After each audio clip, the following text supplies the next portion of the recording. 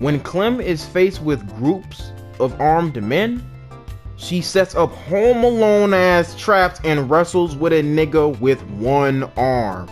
Now the Home Alone traps did work, but what about the next wave of enemies and the next and the next? You see, Ellie be facing her human enemies and zombie enemies, but in this case, she be facing her human enemies like COD zombie waves, clearing one wave of enemies after the next, moving from one area, clearing that bitch out, airing that bitch out, and then moving to the next. If we give Clem a gun, she could probably take a wave or two, but what is Clementine gonna do on that fifth wave of enemies with armed guns? I'ma tell you what she gonna do. Die. She just don't got the endurance. She was tired after wrestling a nigga with one arm. And back to the nigga with one arm, cause this shit really don't make no sense. Clementine had a knife, but this dude rocks the shit out of her and pins her on the table.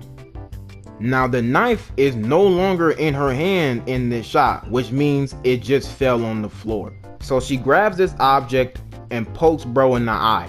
Now you think the immediate thing to do after this would be to pick up the knife that she dropped on the floor and stab this nigga in the neck.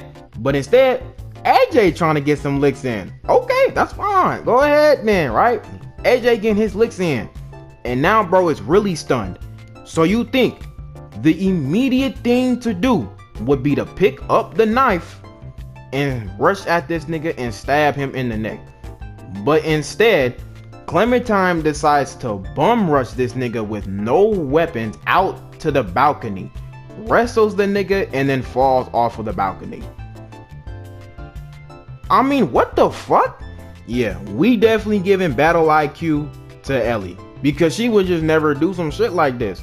Do you know how 14-year-old Ellie would have handled a nigga with one arm? Do you know how Ellie would have handled this group right here?